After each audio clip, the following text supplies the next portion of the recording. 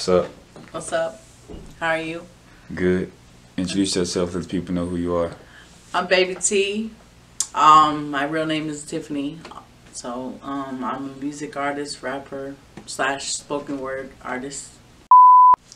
Where do you get your inspiration for your music or your poetry? My fiance inspired me to do music.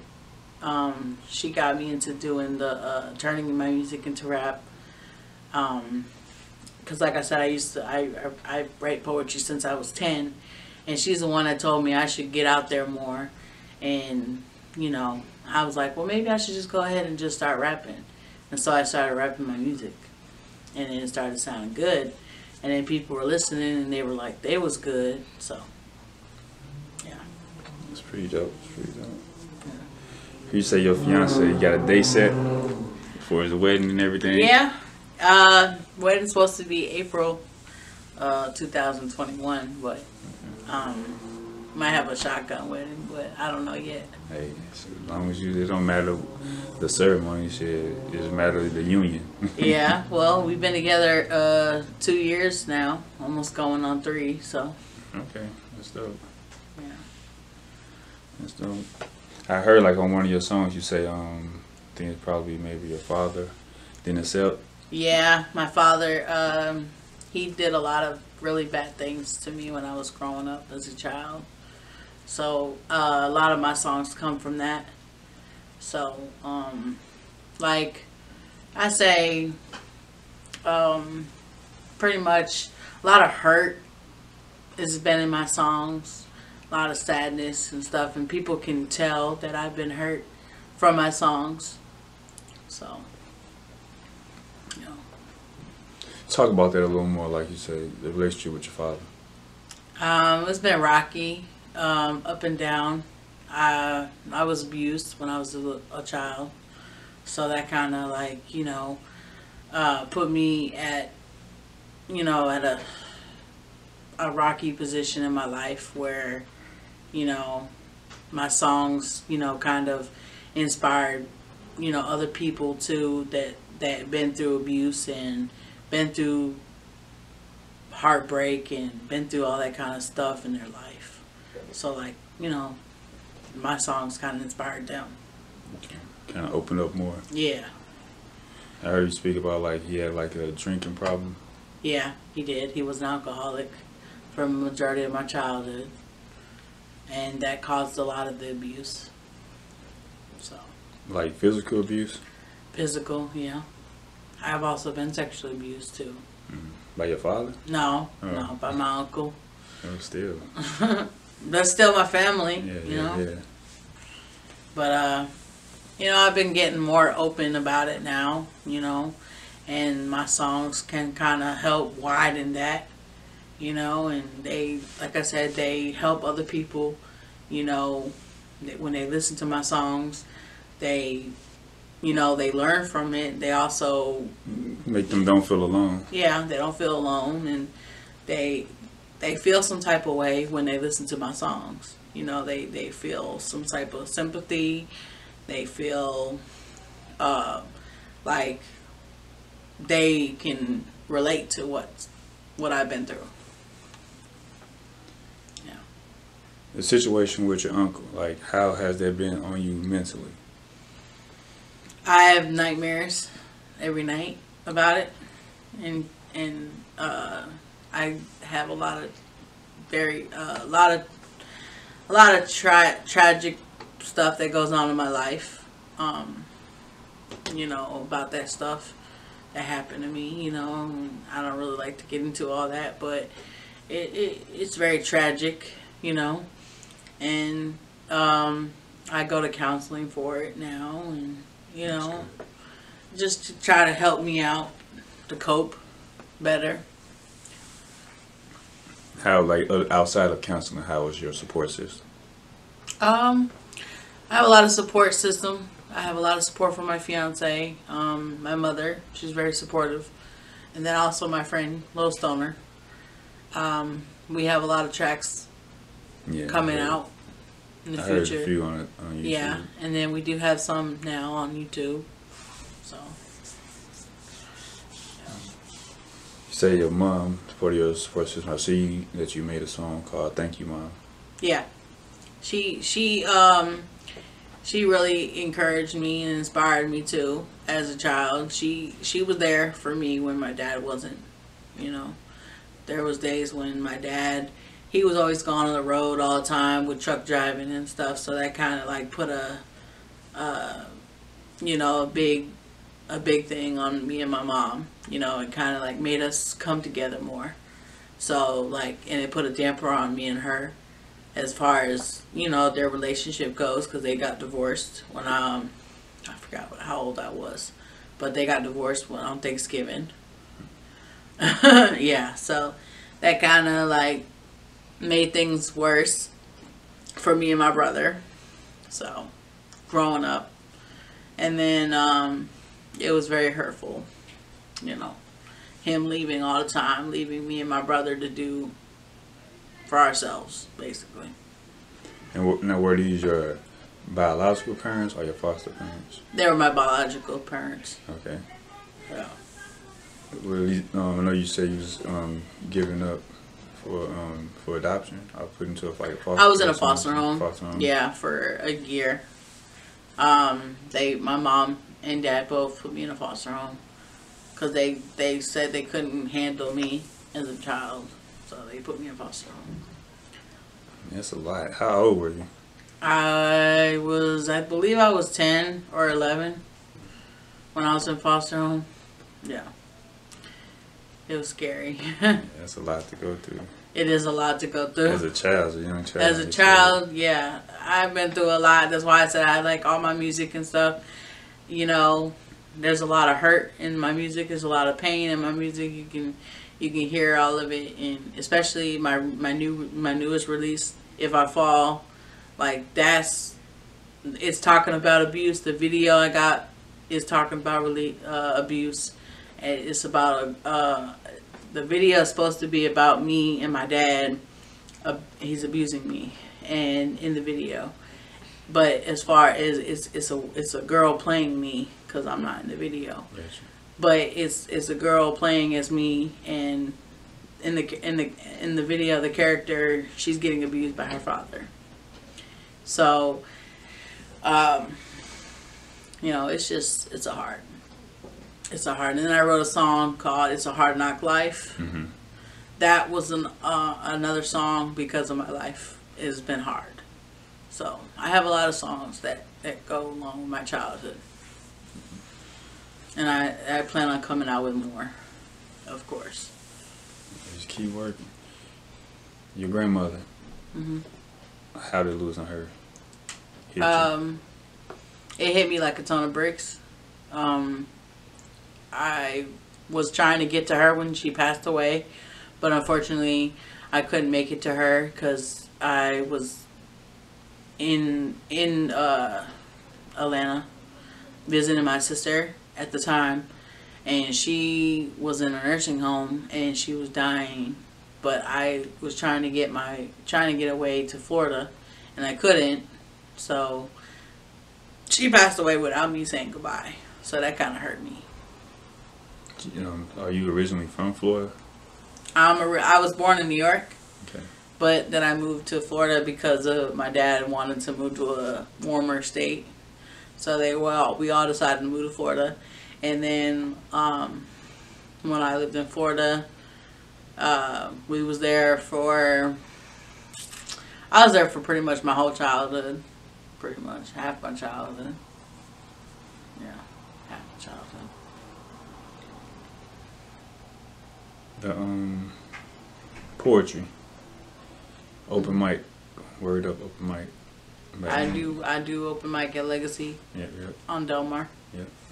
Like every Tuesday, or now probably like. It's every Tuesday, yeah.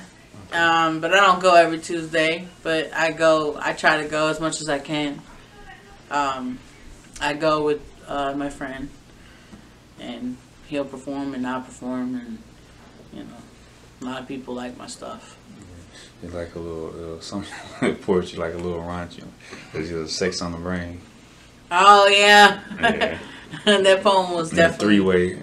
Yeah, three-way. Yeah, that was definitely raunchy. But everybody loved it though. Yeah. Everybody loved it. And what was it? What was the other poem that I wrote? That was kind of sexual.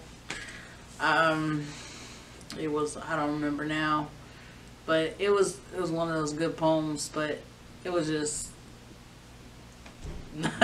like you said, raunchy. But you know, going through the situation with your uncle as a young girl, does that kind of affect your adult sexual life? Sometimes it don't. You know, because I still have thoughts of that. You know, it still comes up in my life sometimes. You know, but not really, because I'm, you know, with a female, so it doesn't really portray that much. Is your father still living? Yes. He was just recently in the hospital though for chronic pneumonia. I of course you know, was sorry that he was in the hospital, but I still don't accept what he did, you know, as what I did as a child. You know, I still don't accept what he did to me. Even though he says I should move on and forgive him, but it's kind of hard to forgive somebody when it goes on almost every day of your life as a child. So, you know, it's like, what do you want me to do? Like, how you want me to move on? I go to therapy and stuff like that, but it still doesn't do anything. It's still in my brain, you know. Maybe he's kind of telling you, I believe, right, in a sense. He's kind of telling you, right, in a sense, to move on, like just to get it off of your mental, get it off of your chest on your behalf. You don't have to necessarily mend the relationship between you two, but just kind of like, okay, like accept what it was and forgive it, and then don't carry that hurt around. Right.